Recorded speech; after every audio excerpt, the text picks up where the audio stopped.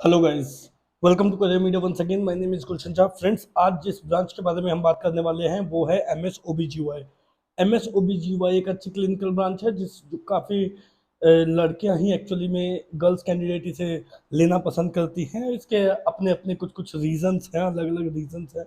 That is why ये ज़्यादातर girls ही लेना पसंद करती है। सो आज हम बात करने वाले हैं कि आप अगर आपकी डिजायरेबल ब्रांच अगर ओबीजीवाई है, आप अगर ओबीजीवाई लेना चाहते हो तो आपकी रैंकिंग के अकॉर्डिंग आपको कहाँ कहाँ पे ओबीजीवाई मिल सकती है। तो इसमें हम सभी स्टूडेंट्स के बारे में बात करेंगे। सबसे पहले हम गवर्नमेंट सीट्स की बात करेंगे, ऑल इंडिया कोटे की। देन फिर हम डीएनबी की भी बात करेंगे, जस्ट इन केस अगर किसी को ऑल इंडिया कोटे से गवर्नमेंट सीट नहीं मिलती है तो 1,25,000 फीस स्ट्रक्चर वाले जो डीएनबी हॉस्पिटल्स हैं वो भी आप ले सकते हो। फिर उसके बाद हम डीजीओ की भी बात करेंगे, डिप्लोमा की। देन हम आएंगे प्राइवेट कॉलेजेस की बात करेंगे जिसमें लो फीस स्ट्रक्चर से लेकर के थोड़ी सी जो है हाई फीस स्ट्रक्चर की तरफ हम बढ़ेंगे, जिससे कि आपको एक कंप्लीट आइडिया लग जाए कि आपके पास एक्चुअली आपकी रैंक के according if you want to take MS OBGY या डीएनबी ओबीजीवाई या डीजीओ तो कहां कहां पे ऑप्शंस आपके पास अवेलेबल हैं। तो चलिए स्टार्ट करते हैं वीडियो को। सबसे पहले बात कर लेते हैं ऑल इंडिया कोटे की। वी ऑल नो कि जब भी हम ऑल इंडिया कोटे की बात करते हैं that means we are talking about government colleges. Government colleges की जब भी बात होती है तो there is category that should come into consideration, क्योंकि उसमें कैटेगरी बेनिफिट्स स्टूडेंट्स को मिलती है। नाउ सबसे पहले यूआर कैटेगरी की अगर बात करें तो if your ranking is under 11,500 then there are decent chances that you should be getting MS OBGY through all India quota in government seat. Now see, जो आप लास्ट ईयर की कट ऑफ से match करोगे ना तो you will find कि जो cut off है वो पीछे तक गई हुई है, 13,000 14,000 रैंक तक भी मिली हुई है एमएस ओबीजीवाई ऑल इंडिया कोटे से। बट द पॉइंट इज कि वो जो कट ऑफ वो जो कॉलेजेस मिली है वो फोर्थ राउंड और फिफ्थ राउंड में मिली है, and we all know that fourth round and fifth round are very risky. We never know that whether the seats will remain vacant for the fourth round in the which for fourth round or fifth round or not. So हम बात करेंगे कि आपको third round तक कहाँ किस rank तक मिल सकती है। दैट मीन्स कि आपकी जो अगर जो रैंक मैं बता रहा हूँ उसके रैंक उसके अंडर आपकी रैंक है, that means you are the safest candidate for the particular branch to be taken. जो ब्रांच आप लेने जा रहे हो उसके लिए आपकी रैंक सेफ है, राइट। तो इट जनरल कैटेगरी की हमने बात की, 11,500 is the safest rank for MS OBGY through all India quota. And अगर पीएच कैटेगरी की बात करें, जनरल से पीएच कैटेगरी, दैट मींस कि उनके लिए 98,000 97 98,000 रैंक भी सेफ रैंक है, आपको गवर्नमेंट ऑल इंडिया कोटे से मिल सकती है। अगर आप ईडब्ल्यूएस कोटे से बिलोंग करते हो तो आपकी रैंक अगर 14,000 या उसके अंदर है, that means you are the safest candidate for MS OBGY जो जिनको ऑल इंडिया कोटे से गवर्नमेंट सीट मिल सकती है। सिमिलरली ओबीसी कैटेगरी से अगर बिलोंग करते हो तो 15,000 इज द सेफेस्ट रैंक। 15,000 के अंदर अगर आपकी रैंक है तो आपको ऑल इंडिया कोटे से एमएस ओबीजीवाई गवर्नमेंट सीट मिल सकती है। ओबीसी कैटेगरी में अगर आप पीएच कैंडिडेट हो, फिजिकल हैंडीकैप या पीडब्ल्यूडी कैंडिडेट हो तो आपके लिए 1 lakh would be the safest rank. 99,000 1 lakh के अंदर अगर आपकी रैंक है तो देयर आर गुड चांसेस कि आपको एमएस ओबीजीवाई ऑल इंडिया कोटे से गवर्नमेंट सीट मिल जाएगी।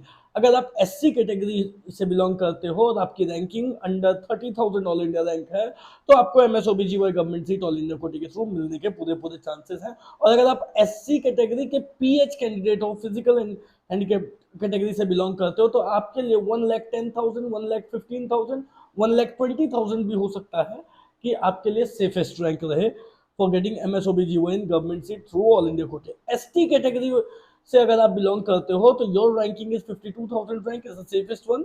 52,000 रैंक के अंडर अगर आपकी रैंक है that means you should be pretty sure कि आपके पास you have a quite decent chances कि you should get MS OBGYN through all India Kota.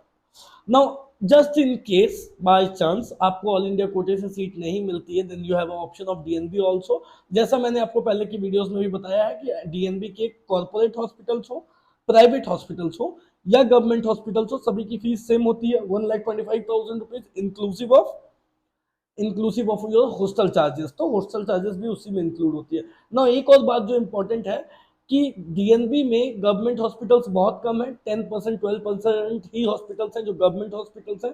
Remaining 88 to 90% hospitals are corporate hospitals. और एक सच्चाई ये है कि कॉर्पोरेट हॉस्पिटल्स पे या फिर प्राइवेट हॉस्पिटल्स पे कैटेगरी को कंसीडर नहीं की जाती है।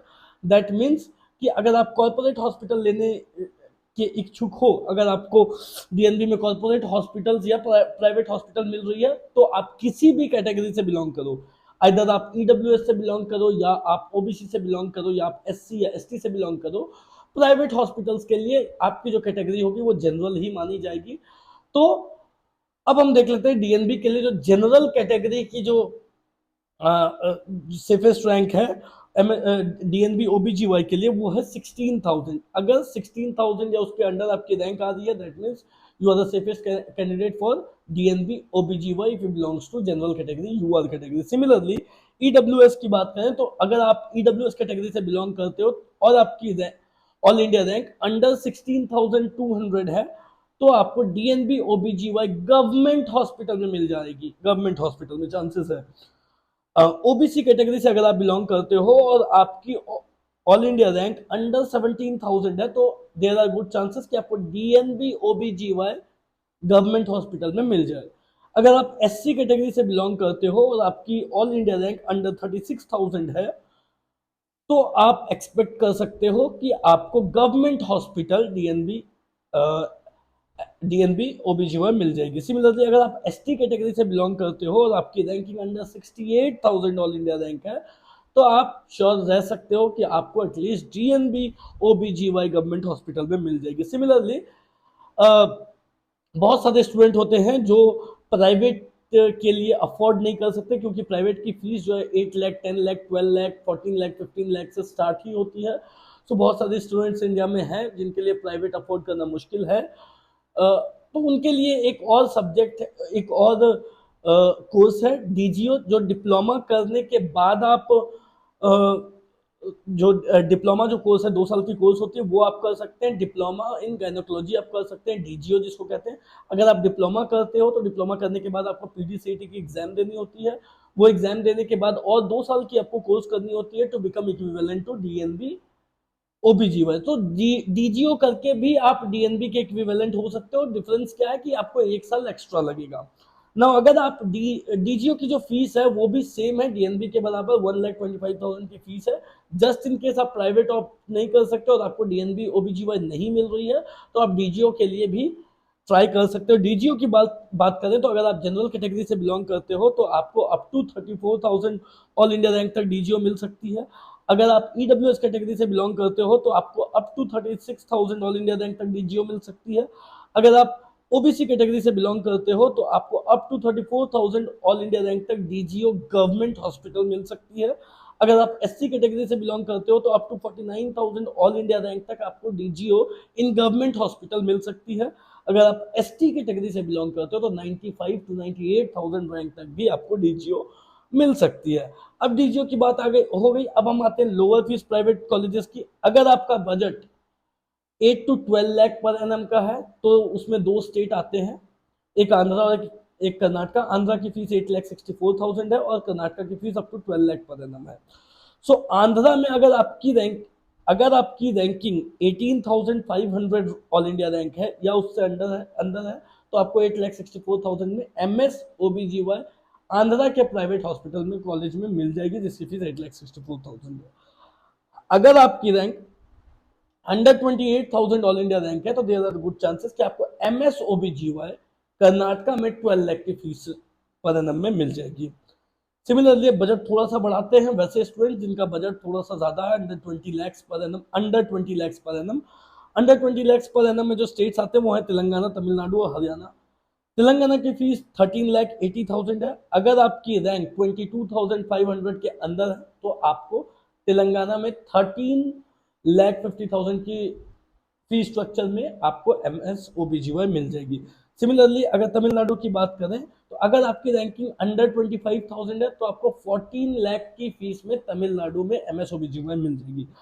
हरियाणा की बात करें तो अगर आपकी rank under 29,000 all India rank है तो आपको हरियाणा में 14,50,000 की फीस में एमएस ओबीजीवाई मिलने के पूरे चांसेस हैं।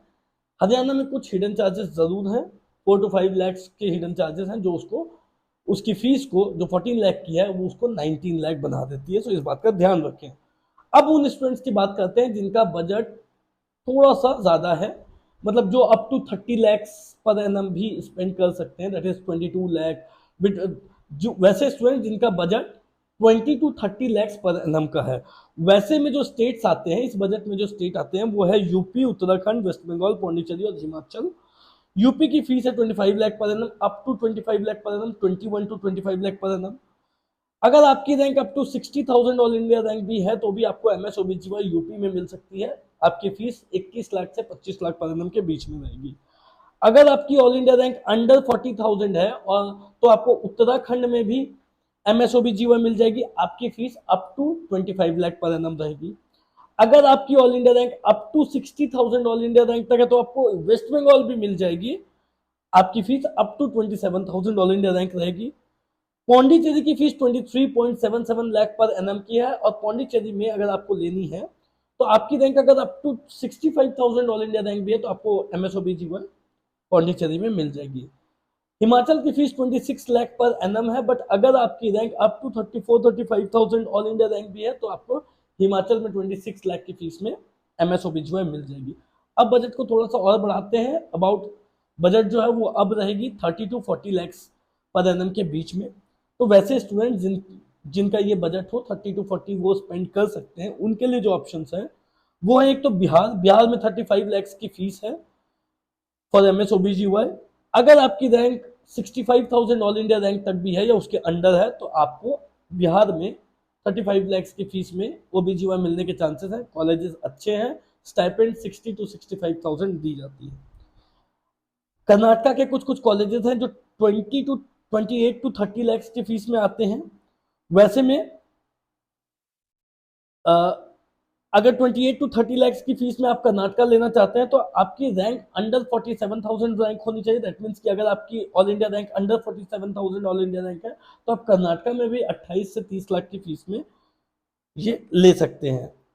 सिमिलरली अगर हरियाणा की बात करें तो हरियाणा में जो फीस है वो 31 लाख की है एसडीटी गुड़गांव की।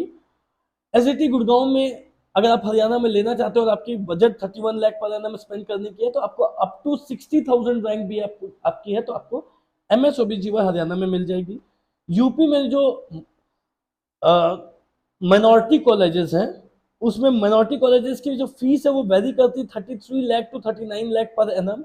बट अगर आप मुस्लिम माइनॉरिटी से बिलोंग करते हैं तो आपको up to 80,000 all India rank तक भी 33 to 39 लाख पर एनम में आपको यूपी में एमएसओबीजीवाई मिल जाएगी। और अगर आप नॉन माइनॉरिटी से बिलोंग करते हैं बट आपकी budget 33 to 39 lakh per annum का है तो आपकी रैंक अगर अप टू 70,000 है, दैट इज 70,000 के अंडर है, तो भी आपको एमएसओबीजीवाई मिलने के चांसेस हैं। बजट को थोड़ा सा बढ़ाते हैं। वैसे स्टूडेंट्स जो 40 लाख से ऊपर खर्च करने को तैयार है, यानी जिनकी बजट 40 लाख पर एनम या उससे ज्यादा की है, वैसे में सबसे पहले कर्नाटका में एक कॉलेज आती है एमएस रमैया, टॉप की कॉलेज है जिसकी फीस बढ़ाकर लास्ट ईयर ही फीस बढ़ाई गई है। इस साल उसकी फीस एमएसओबीजीवाई के लिए 45 लाख पर एनम है। इस कॉलेज में अगर आपकी rank up to 50,000 all India rank है, दैट इज 50,000 के अंदर अगर आपकी रैंक आती है तो आपके पास चांसेस है कि आपको एमएस रमैया 45 लाख पर एनम की फीस में मिल जाए। सिमिलरली कर्नाटका में जो अदर्स कोटा की सीट्स हैं उनकी फीस 54-55 लाख से स्टार्ट होती है। 54+ लाख पर एनम की फीस है। बट कर्नाटका में अदर्स कोटा की सीट पे अगर आपकी रैंक अप टू 80,000 या 90,000 भी 85,000 भी है तो भी चांसेस है कि आपको कर्नाटका में 55 to 60 लाख की फीस स्ट्रक्चर में मिल जाएगी। और एक स्टेट है राजस्थान जहाँ की फीस जो है बाहर वालों के लिए, नॉन डोमिसाइल स्टूडेंट के लिए 55 लाख से स्टार्ट होती है।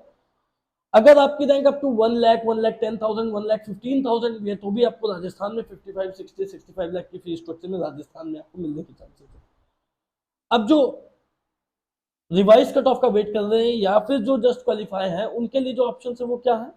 एक राजस्थान का ऑप्शन रहेगा। अगर आप एमएसओबीजीवाई ले सकते हैं, लेना चाहते हैं तो डेफिनेटली बजट आपकी ज्यादा रहेगी। कर्नाटका अदर्स कोटा सीट्स की ऑप्शन रहेगी, डेफिनेटली बजट आपकी 55, 56, 58 लाख की जरूर रहेगी। और डीम्ड के जो महंगे कॉलेजेस हैं वो डीम्ड का ऑप्शन रहेगा।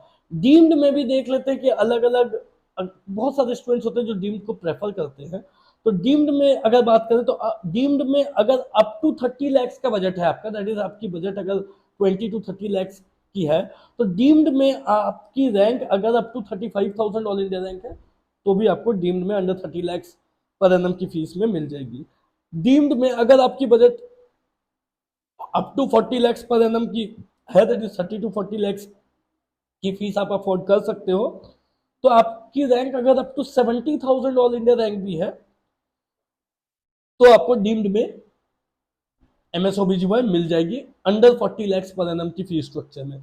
सिमिलरली डीम्ड में जो कॉलेजेस हम अब वैसे स्टूडेंट जो 40 to 50 lakhs की फीस भी अफोर्ड कर सकते हैं डीम्ड, बट उनको डीम्ड लेनी है, तो डीम्ड में वैसे स्टूडेंट्स की रैंक अगर अप टू 85,000 रैंक है, 85 या उसके अंडर उनकी रैंक आती है, तो डीम्ड में उनको 40 लाख से 50 लाख की फीस स्ट्रक्चर में उनको मिल जाएगी।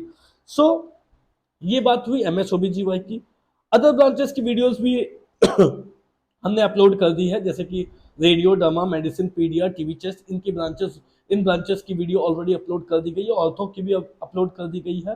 सो आपकी अगर desirable branches radio, derma, medicine, pedia या टीवी चेस्ट, ऑर्थो में से है तो आप प्रीवियस वीडियोस को चेक कर सकते हो, उसमें आपको आइडिया लग जाएगी कि आपको आपकी रैंक पे कहाँ कहाँ सीट्स मिल सकती है, एट द सेम टाइम कौन कौन से स्टेट के लिए आपको अप्लाई करना चाहिए। और अगर साथ में अगर आप ये जानना चाहते हो कि आपकी रैंक पे आपको कहाँ कहाँ अप्लाई करना चाहिए, कौन कौन सी स्टेट की फॉर्म भरनी चाहिए, उन स्टेट्स में आपको कौन कौन सी कॉलेजेस मिल सकती है, आपके बजट में आपको कौन सी स्टेट में कॉलेजेस मिल सकती है, वो उन कॉलेजेस में फीस कितनी होगी, बॉन्ड है या नहीं है, स्टाइपेंड कितनी मिलती है, इन सभी डिटेल्स के लिए आप करियर मीडिया की ऑफिशियल वेबसाइट www.careermedia.ai पे विजिट कर सकते हो, जिस पे जाकर के आपको सारी डिटेल्स मिल जाएगी।